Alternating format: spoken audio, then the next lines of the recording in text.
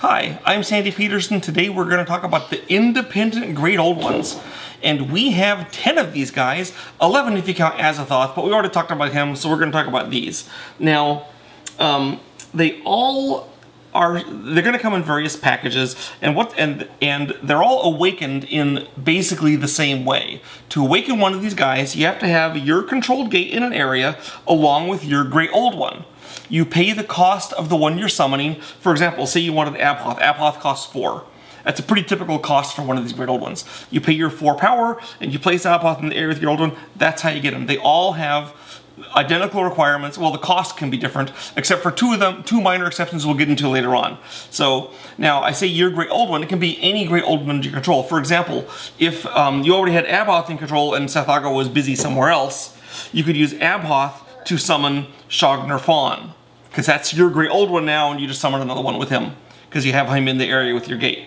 So that's how that works. Now, each independent great old one has his own cost, has his own combat factor, and just like the regular great old ones, he has his own unique ability. For example, Sethago has his Lethargy ability that he comes with. Cthulhu has Devour. Well, the lesser great old one, these other great old ones, the independents, have their own ability too. So Abhoth comes with the ability of Filth, which we'll get to, which he can use whenever he wants. Now, another thing they have is that all the lesser great old ones have a spellbook. Okay? Now, they have a spellbook requirement and a spellbook. The spellbook requirement is right on their loyalty card. Alright? And if you fulfill this requirement, then you can take their spellbook, and it's 1 spellbook per great old one. So in the case of Abhoth, he has the spellbook of the Brood. So if you meet the requirement for Abhoth's spellbook, you take the Brood and you put it on the Azathoth loyalty card. Unlike other spellbooks, you can't put it on any of your other slots. It has to go on the loyalty card. Okay, and then you get a new ability for that spellbook. Now, these great old ones can be killed like any great old one. If they are killed, then they are, returned back off the map, and you lose the loyalty card, and the spellbook falls off the loyalty card. Okay, so let's take an example. Abhoth's loyalty card lets him put down counters that are called filth tokens. They're kind of like monsters. So I don't have any filth tokens at hand, but we're going to use his upside down Elder Signs for filth tokens. Say he's laid down some filth tokens. Okay, well, if Abhoth is then killed, he goes off the map, you lose his loyalty card, but the filth tokens are still there. They don't necessarily go away. Now, once he falls off, he's neutral again. So let's say Cthulhu is here with the control gate. Here's his great old one, here's his control gate. He could summon Abhoth by paying the price, and now he's got the filth tokens because the filth tokens don't go away, right? So now he has Abhoth. Now he has to re-earn the spellbook he doesn't get it automatically if the Abhoth already had it. He has to do whatever the requirements are to get that spellbook again. Now, say instead that he was killed and then Sethago summoned him again. Sethago would also have to re-earn that spellbook because it falls off the moment that he is killed, and you lose the spellbook, and you got to earn it each time you summon him. Okay? Sometimes it's pretty quick to earn after you've done it the first time because the requirements are still in place that you got it for. So let's talk about these great old ones. So here we have Abhoth. Abhoth costs 4 power to summon. His combat factor is equal to the total filth tokens you have in play. So initially it's 0, right? Now his special ability is pay 1 power and place a filth token anywhere on the board. So I can pay 1 power and put 1 over here with Cthulhu. Next turn, pay 1 power, put 1 over here in Arabia. Next turn, pay 1 power, put 1 here with Abhoth. Okay? And you keep doing that as much as you want. Now, the filth tokens act as a monster which rolls 0 dice and can't move and can't declare combat. So you may wonder, well, what good are they? Well, they have kind of 2 good things about them. One is you can place them anywhere, which is pretty cool. You can't take any actions with them. You can't capture cultists with them or anything. And they can take hits for you. So for example, if someone tries to attack you here, where you have your monster, your filth token, one of the kills could go on the filth token, or a pain, right? So you can use it to absorb a hit, which is kind of nice. The other thing that they can do comes along with their his special ability. Now, you earn his spellbook at Abhoth's when you have 4 different kinds of monsters in play, or 8 total monsters. And filth tokens count as one of the monsters for both purposes. When that happens, suddenly the filth tokens have a new ability. Gates in areas containing filth tokens, for example, this one, do not count during the Doom phase. So during the Doom phase, Cthulhu won't get a Doom point for this gate because there's a filth token there. Which means that if Cthulhu doesn't like that prospect, then sometime during the action phase, he's going to have to kill that filth token. Okay? Now that's easy to do because they roll 0 dice, and Cthulhu is really easy because he can devour it, but he still has to declare the combat and do it. So it's sort of a pain. And if he's spreading them around at areas at all the different gates, it can be hard to get rid of the filth tokens. Also, you can pile a bunch up somewhere you want to protect to keep you from being hurt. So Atlach-Nacha is an effective creature. And like I said, its combat's equal to the filth tokens. Usually you have 2 or 3 filth tokens on the map. You don't usually have that many because people are trying to kill them because they hate having their gates not count. But there he is, Atlach-Nacha, ladies and gentlemen. So let's move on from Atlach-Nacha to our next one. And here we have the infamous Proboscidean Shog-Nar-Fon. Woo, there he is. Get a good look at that guy, sitting on his throne. So here's Shog-Nar-Fon, and he's been summoned by Cthulhu in this case. Now, Shog-Nar-Fon, he has a combat of 3. It's a nice flat number, just 3. That's not that good. I mean, your star spawns are as good as him, but his special ability is really good. Because his special ability, Miri Nigri, what it does is whenever there's combat in an area that has your controlled gate, you add 3 dice. It's like the gate is fighting for you. Okay, it's a significant defensive addition. It's supposed to represent the humanoid beings that Shog-Nar-Fon formed out of lizard and amphibian flesh called the Miri Nigri, and they're kind of around the gate to help protect it. So if Tsathoggua comes in here to attack the gate, even if Cthulhu's not there, well, this gate, let's give him a frog. This gate is going to roll 3 dice all by itself, and so it's a way better defense than before, because Shog-Nar-Fon's on the map doing that. Now, Shog-Nar-Fon usually isn't, despite this useful defensive ability Shog-Nar-Fon gives you, generally that's not the reason people summon him. What they want out of him is his spellbook. And the way you get his spellbook is you have to discard 2 of your Elder Signs. These are Doom points to help you win the game, so discarding those is a pretty big deal. I happen to have picked up a 2 and a 3 here. Usually you'd want to discard 2 1s, right? Because you don't want to discard 2 1s. You have to lose Doom points to get his spellbook. But when you do, what happens is all the Elder Signs in the pool that haven't been drawn yet, you flip them face up so you can see the number. And then when anyone picks an Elder Sign, they earn an Elder Sign, you, Shog-Nar-Fon's player, choose which one they get. It's also true for you. So, of course, you pick the 3s for yourself, and you pick the 1s for the other players. Unless you're feeling really benign or you want to make a deal with them. But my experience is it's pretty much 3s for you and 1s for them, until the 3s run out. Okay, we did have one game where there were so many Elder Signs the 1s ran out, and he actually had to give it to some of the players, and he was kind of bitter about that. That's what Shog-Nar-Fon does. He completely changes the way that the Elder Signs work. That's huge. Okay, so people of course want to kill it because of that ability. The idea behind the Great Old Ones, the independent Great Old Ones, by the way, just a little philosophy, is each of them are supposed to change the game in a major way for all the players. And so Abhoth does that with the filth tokens cropping up on the map everywhere. Shog-Nar-Fon does it by changing the basic function of the Elder Signs, making them more valuable for you, less valuable for everyone else. And now we'll get on to the next guy, which is Cthugha, the Fire God. Woohoo! I don't know if you can see him well. He looks like a big mass of cinders burning up. So here's Cthugha, and we'll have Cthulhu summon him because the names kind of rhyme. And in his case, he has a slightly different summoning method. When you summon him, his cost is 6 minus your Great Old One summoning cost. So Cthulhu cost 6 to summon. After the first time, he got those 4. So instead of costing, he'd cost 6 minus 4, so he'd cost 2 to summon. And then, but then you kill your Great Old One, so Cthulhu would die. Okay, if Tsathoggua was summoned him, Tsathoggua costs 8, so it's 6 minus 8. You'd pay. Oh no, you'd earn 2 for summoning with Cthulhu because it's 6. Wait. No. That's right. That's right. No, that's right. You'd lose 2 by summoning Cthulhu, and you'd earn 2 upon killing for summoning him, but you have to kill Tsathoggua. So you summon Cthulhu, you gain 2 power, and Tsathoggua goes away.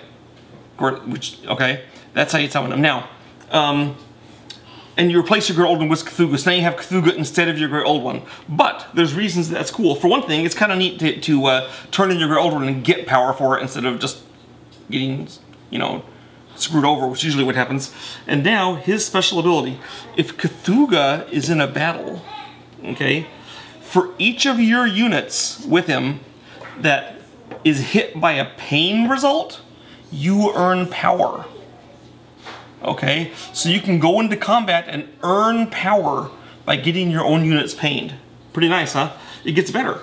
If you pull off if you kill an enemy Great Old One in combat, that's how you earn Cthulhu's spellbook. Okay, so here I've come with Cthulhu. I've got these guys. Oh, by the way, Cthulhu's combat is equal to your current power. So that's another reason it's good to get power from getting them. So you have a bunch of power. Say you have power of 8 or 10. He's rolling 8 or 10 dice here. He's got these 2 guys rolling 4 more dice. He has a pretty good chance of killing Cthulhu here. Okay? Say he does. He kills Cthulhu. He gets his spellbook. This is the Firestorm spellbook. Okay? Now, if Cthulhu is in a combat after he has his spellbook, after he rolls all his kills, which are still high because he rolls so many dice, okay, he can choose to spare 1 or more of the killed enemies. Okay, say Cthulhu comes here and he goes, haha, I'm going to pick on these poor Cthulhu guys. I got 2 kills, and he says, I'm going to spare them both. Neither of your guys are killed. Isn't that nice? Well, it's not that nice because he reduces it to a pain, and of course they're pained out of the area, however they want to go, right? But for each person you spare, you gain an Elder Sign. So you can really rack up the Elder Signs by sparing people this way. So of course they want to kill Cthulhu, so you stop getting Elder Signs. So you have this powerhouse of a god, rolls lots of combat until late in the turn when you run low on power, then they want to come kill you. But he earns more power if you pain his guys. It's just, it's obnoxious. And of course the Elder Sign thing is really good. Unless of course Shoggoth's in the game, in which case he is making you only get 1s for your Elder Sign, but hey, that's life in the independent golden world. Mother Hydra, there she is. Okay, an attractive Great Old One, I guess. And her ability is, her combat is 6 minus the number of enemy units in the area. So she has more combat the fewer enemies there are, which is kind of self-defeating. So if these 2 guys are here, her combat would be 4. It would be 6 minus 2 for 4. If she came here, her combat would be 2, because there's 4 enemy units, so it gets go over the more there are. Now her special ability is she can choose any ocean area, okay? And all enemy cultists in that area have to be moved onto an adjacent land area.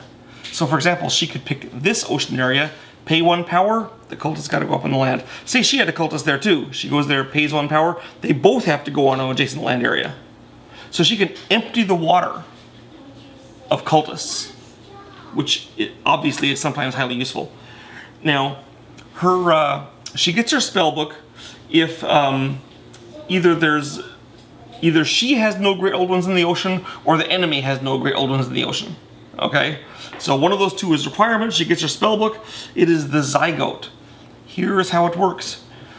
It's an action if she's in play. She pays 1 power, and all of her cultists that are in her pool are placed on the map. So for example, say that she's used by Cthulhu, he's got 3 cultists somewhere on the map and 3 in his pool. He pays 1 power, he can place all 3 cultists.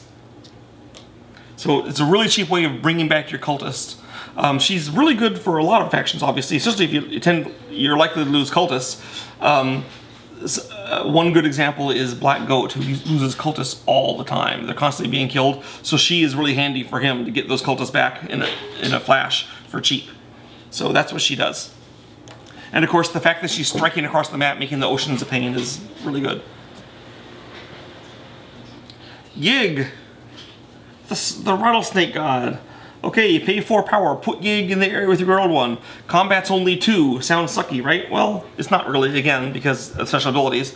Yig's special ability is that he makes your cultist poisonous. Not venomous, poisonous. What this means is, if you're in combat against Yig's cultists, Yig doesn't even have to be there, he can be over here. Okay? and one or more of his cultists are killed, then you, the attacker, get an extra kill because they ate one of Yig's cultists and they're bad for you. So killing Yig's cultists now becomes a problem. You can still capture them and stuff, but you can get killed. Now, as your action for to get your spellbook for Yig, you actually have to remove a gate from the map. You don't have to kill the cultist though. So you remove a gate from the map. That's how you do it. That's how you get it. And then the ability this gives you is, from then on, each Doom phase, every other faction decides if he wants to donate 1 power from his total to you. Now, of course, you're thinking, well, they don't want to, right? Well, of course they don't want to. But if they don't, you get a Doom point. So the choice is either I lose a power and Yig gets one, or Yig gets a Doom point. So no matter what they decide, you cackle with glee and gloat over the thing, and then they sit there and they're bitter about Yig causing trouble and they want to go kill him. But that's, again, that's the purpose of life for Great Old Ones. So there's Yig. Atlach-Natcha, the spinner of the web of time. There he is, Atlach-Natcha. Okay, Atlach-Natcha really changes the game a lot. She has a combat, or he, I guess, has a combat of 4. And what his ability is on his turn, okay, if he's in an area that doesn't have a web token, which come with him, and again, I don't seem to have any web tokens at hand, so we'll use upside down Elder Signs. So here he is in this area, Atlach is there, he pays 1 power, he places a web token. It doesn't do anything, it's just there. Next turn, Atlach moves here, and then on the round after that, he pays 1 power, lays down another web token, and keeps going. Okay? The webs don't do anything. They can't be destroyed, they just accumulate. Now, his spellbook requirement is that he has web tokens in 6 different areas. Okay? So, when he has web tokens in 6 areas, here we have them at 1, 2, 3, 4, 5, okay, 6. I can count to 6, there we go. Okay? Then you get a spellbook. His spellbook is an action, costs 0, immediately win the game. Even if you have less than 6 spellbooks.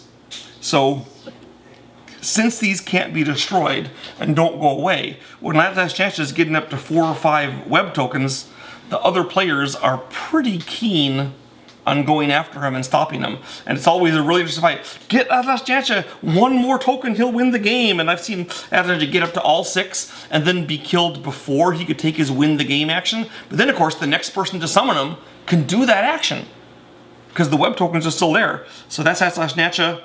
He fundamentally changed the way the game works. I would say that with Atlach-Natcha in the game, Atlach-Natcha wins about 30% of the time, maybe, because other guys are all focused on it. But of course, you know, in a 4-player game, your chance of winning is 25%. So if you have him, that's good, right? So, but the way you do it is totally different. You don't care about your gates. You just focus on Atlach-Natcha, try and use different techniques of getting them there. You might, for example, if you're Tsathoggua, you might use your energy nexus ability to keep moving out of the way. Cthulhu could submerge off the map with him and come back in from somewhere far away and do it. It's really fun. Some of the closest, most exciting games we've had have been with Atlach-Natcha. Okay, Atlach-Natcha on to Bokrug, the water lizard. Okay, Bokrug is a great old one that has a combat of 1, so that's not so good.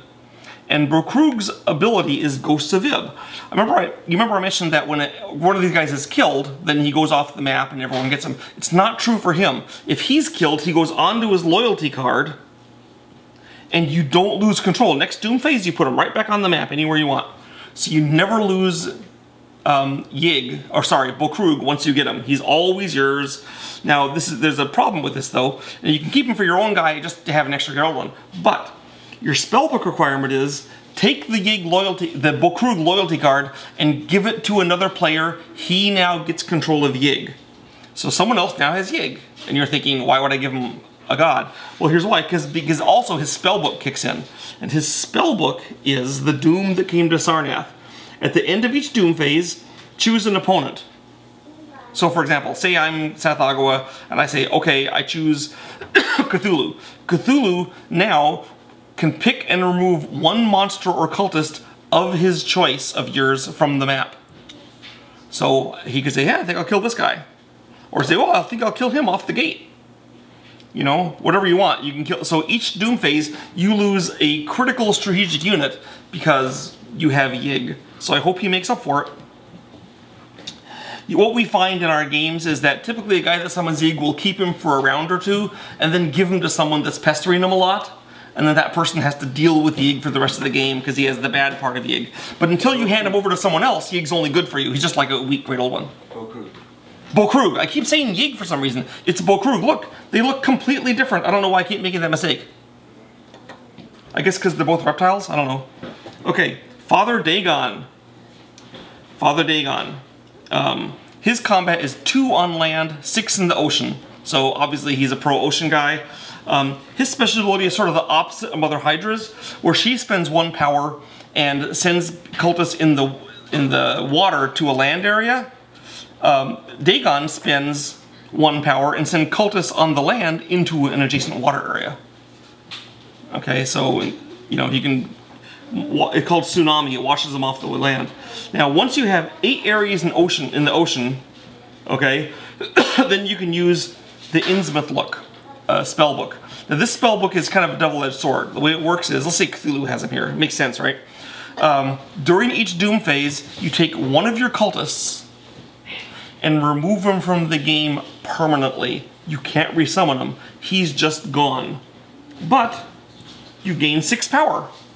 So each turn, you lose another cultist permanently. That's another guy to control your gates, another unit to take hits, but you get 6 power each turn, which is huge. And the idea is that with any luck, you'll be able to use that power to bring forth a great victory before Dagon's cancerous ability depletes you too much. So that's how he works. And of course, the extra 6 power is pretty huge, so it's generally considered worth it. Okay, Gatanathoa. Let's see, where is he? Here he is. Gatanathoa. One of our most striking Great Old One. What? Oh yeah, don't look right straight at him. So his ability, okay, his combat is equal to his enemy's total cultists on the map. So if they have 1 cultist, it's a 1. If they have 6 cultists, it's a 6. So that's how it goes. Now, his ability is that any enemy acolyte cultists who share an area with Gatanathoa are immediately mummified. Okay? So for example, Gatanathoa moves here. This guy mummifies. That means you lay him on his side. And the result is that he can't move, and next turn during Gather Power, he produces no power, but then you stand him up again, so he gets better. Or he's replaced by a kid or something, right? So they don't produce power. Now, he would still control the gate if he was there. Okay, so they're not, you know, they have purposes. And they still engage in combat. If you take combat, they can take a hit, for example. Now, when you get his spellbook, which occurs when either you control 2 or less gates, so it's a good thing if you're weak, or if you pay 3 power, then his spellbook is that your enemy can't assign kills or pains to mummified cultists unless every other unit in the area has been killed or pained. So they don't soak up hits for you, which is really good. And to show an example, let's say that Tsathoggua here has Gatanathoa. He moves here to the Atlantic Ocean. These guys immediately mummify. Then, if I declare combat, like, all the kills and pains have to go on him first before they can go on them. So you're really likely to kill Cthulhu in this case. So, and of course, that's 3 power. Even if you don't kill anyone, that's 3 power he's not going to get. So sometimes they will take Gatanathoa and just walk across the map with him, mummifying everyone's cultists. And that can be a pretty big hit. Yellow Sign, for example, tends to have a bunch of cultists clustering in Europe. You move Gatanathoa in there, and all 5 of those cultists are pow, mummified. That's 5 less power for you, Yellow Sign. And that's kind of dire. Of course, those cultists are the ones usually picked to get killed when you have a chance to. So, for example, Black Goat has the ability of Blood Sacrifice, killing one of her cultists for an Elder Sign each turn. I guarantee she's going to pick the mummified guy for that. So that's how that works. So Gatanathoa hinders enemy cultists a lot, and makes cultists no longer good in defense. Okay, hey, is that all of them? No, it's not. It's all of them except for the weirdest. Gobogag, the twice invoked. Here he is, folks. Possibly the biggest Great Old One. It's hard to say, really. I mean, Cthulhu's taller, but I think he's bulkier. So he's certainly a candidate for one of the biggest, if not the biggest. Anyway, here's Gobogeg the Twice Invoked. And he's also summoned weird. So to summon him, someone has to have 6 spellbooks. Doesn't have to be you. You have to have a controlled gate in an area with your old one. And then you pay his cost, which is 0, and place him. Okay, that's it. Someone has 6 spellbooks, I pay 0 points, I place Gobogeg. Here's what he does. Now, his special ability is called the Book of Law. While Gobogeg is in play, whenever anyone awakens the Great Old One, they get a refund of 6 power afterwards. Okay, so say that he's there, you've awakened him, then Tsathoggua says, oh, I want to summon Tsathoggua. Well, that'll cost me 8 power, then I get a refund of 6, so it'll cost me 2. And then Cthulhu here says, ooh, I want to summon Mother Dagon. Mother Dagon, yeah, Mother Hydra. I want to. It's like the Yig, the Yig Bokrug thing I was having earlier. Okay, so Mother Hydra. Well, she costs 4, so I'll summon Mother Hydra. That costs 4, then I get a refund of 6, so I earn 2 power from summoning them. So what happens is everyone is starting to summon Great Old Ones like crazy, because they're so cheap when Gobogeg's in play. And the result is that the game usually doesn't last super long after Gobogeg comes into play, because all the Great Old Ones appear with all their abilities are clashing and spiting each other, and all the world goes to hell in a handbasket. Never seen it more than 1 round. Yeah, my son just mentioned he's never seen it last more than 1 round after Gobogeg comes on. I think I once saw Gobogeg come on and it lasted through the end of that action phase and then into the next action phase.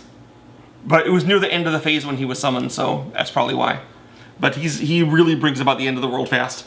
Now, his special power is, he rolls 0 dice, but if he's killed in combat, everyone is killed. And if he's pained in combat, everyone is pained, regardless of faction. Okay? Now, the Book of Chaos. This is kind of a goofy one, but tough, you know. I got to design the game, so I picked this. The Book of Chaos is a spellbook, and you get it if someone wins the game. So it's a spellbook you only earn when the game ends. Okay? It doesn't have to be you. Anyone wins it while you still have Gobogeg. You have Gobogeg, and you're not Cthulhu, but Cthulhu wins. So you get the spellbook, and here's what it says. Place this spellbook, and then you earn the Cthulhu Wars victory token that comes in every box. Woohoo! And what this means is, next time your group plays Cthulhu Wars, you get to pick which factions, which expansions, which map, and which Great Old Ones are going to be used. So that's what you have. So he's really only good if you have a bunch of other Great Old Ones, and then he messes up the game. It doesn't mess it up, but suddenly the whole game goes to a critical mass and explodes at the end.